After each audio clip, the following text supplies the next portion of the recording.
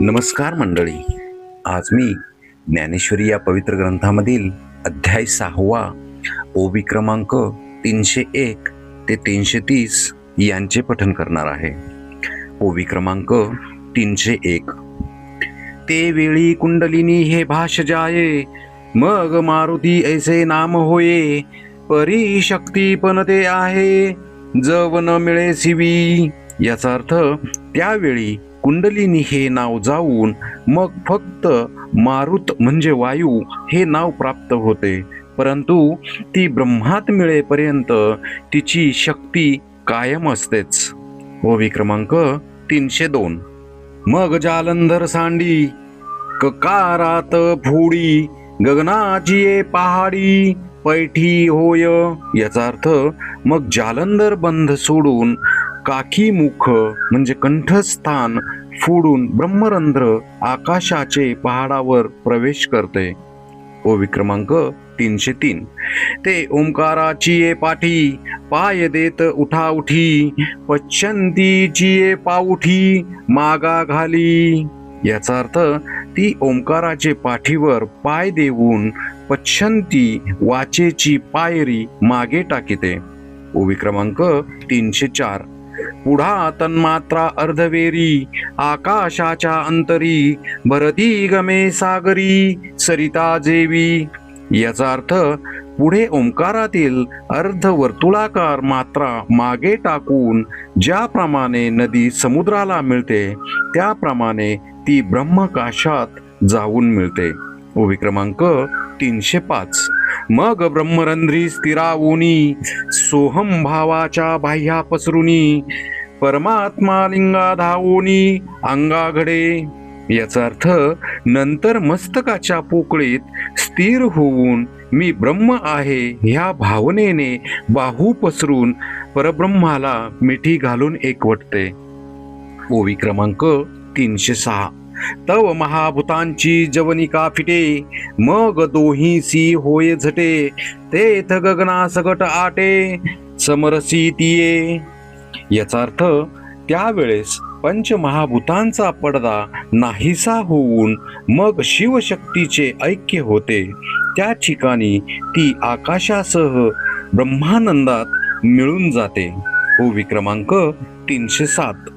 पै मेघाचे निमुखी निवडिला, समुद्र का ओघी पडिला, तो मागुता जैसा आला आपण पया. याचा अर्थ ज्याप्रमाणे समुद्राचे पाणी मेघांच्या द्वारे जाऊन नंतर जमिनीवर वर्षाव होऊन ते नदी मार्गाने पुन्हा समुद्रासच येऊन मिळते.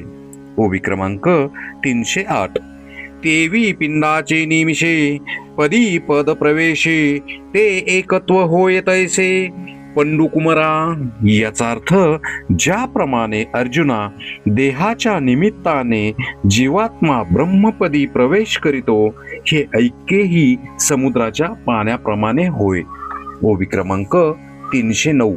आता दुजे हन होते की एकची हे आईते, ऐसिये विवंचने पुरते उरेची ना.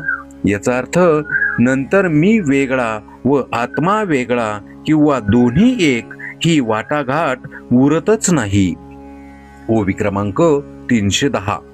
गगनी गगनलया जाये, ऐसे जे काही आहे, ते अनुभवे जो होये, तो होवनी ठाके. याचा अर्थ आकाश आकाशात मिळते असे जे काही एक तत्व आहे त्याचा जो कुणी अनुभव घेतो तोच सिद्ध बनतो.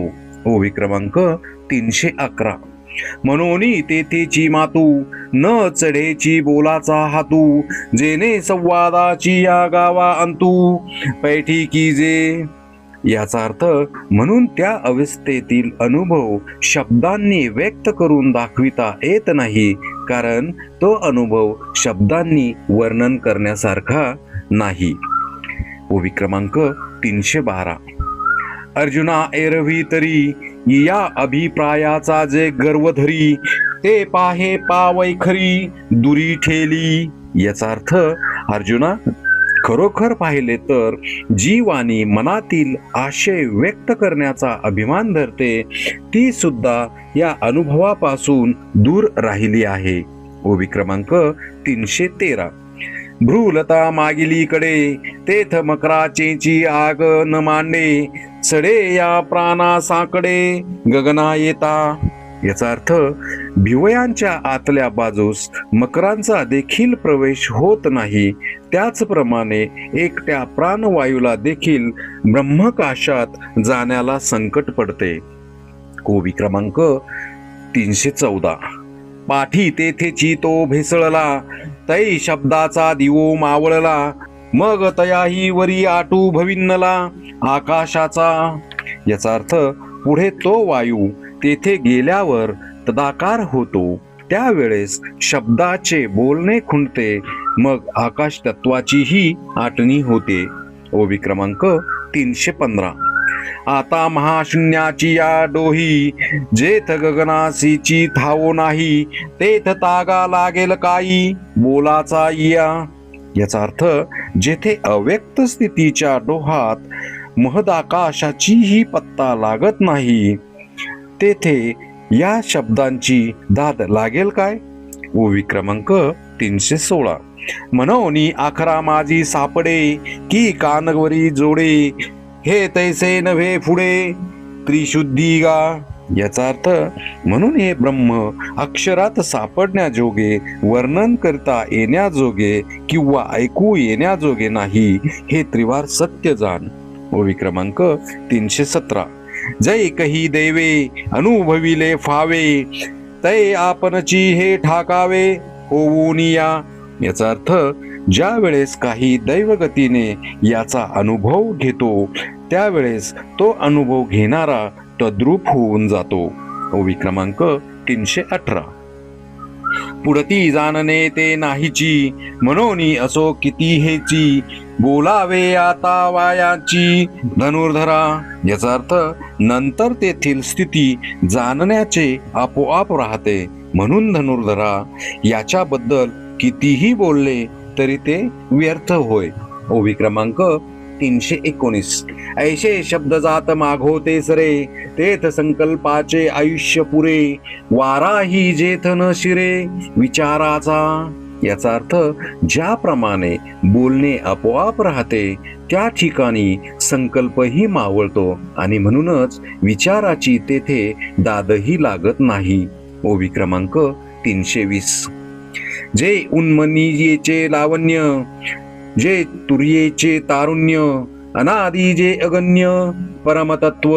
याचा अर्थ ते ब्रह्मस्वरूप कसे आहे, तर सहज स्थितीचे सौंदर्य आणि समाधी अवस्थेचे तारुण्य होय, आणि ज्याला आदी नाही व जे मापता येत नाही.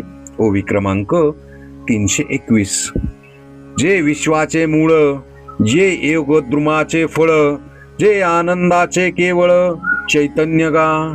याचा अर्थ ते विश्वाचा आधार व योगरूप वृक्षाचे फळ आणि आनंदाचे केवळ जीवन होय. ओवी क्रमांक 322.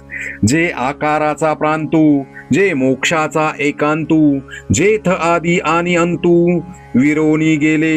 याचा अर्थ तेथे आकाशाचा शेवट होतो, ते म्हणजे मोक्षाची केवळ स्थिती असून त्या ठिकाणी आदी आणि अंत याचा लोप झाला आहे. ओवी क्रमांक 323. जे महाभूतांचे बीज, जे महातेजांचे तेज, एव पार्था जे निज स्वरूप माझे. याचा अर्थ ते ब्रह्म पंचमहाभूतांचे मूळ कारण व महातेजांचे तेज होय. सारांश पार्था ते ब्रह्म माझे मूळ स्वरूप होय. ओवी क्रमांक 324. ते हे चतुर्भुज कोंबेली, जयाची शोभा रूपा आली, देखोनी नास्तिकी नोकिली भक्तवृंदे. याचा अर्थ साधू वृंदाचा नास्तिकांनी जेव्हा छळ केला, तेव्हा हीच चतुर्भुज मूर्ती या स्वरूपापासून आकाराला आली. ओवी क्रमांक 325. ते अनिर्वाच्य महासुख, पै आपणची झाले जे पुरुष, जयांचे का निष्कर्ष प्राप्तिवेरी. याचा अर्थ अर्जुना, असे हे महासुख अवर्णनीयच, परंतु याची प्राप्ती होईपर्यंत ज्या पुरुषांचे प्रयत्न अव्याहत चालले ते पुरुष स्वयंमेव सुखरूप झाले. ओवी क्रमांक 326. आम्ही साधन हे जे सांगितले तेची शरीरी जीही केले ते आमुचेनी पाडे आले निर्वाळले या. याचा अर्थ आम्ही हे जे अष्टांग योगाचे साधन सांगितले ते स्वतः शरीराने जे करीतात ते योगाने तयार झाल्यामुळे माझ्याच योग्यतेस येतात. ओवी क्रमांक 327. परब्रह्माचे नीरसे देहाकृतीची ये मुसे पोती व जाहले तैसे दिसती अंगे.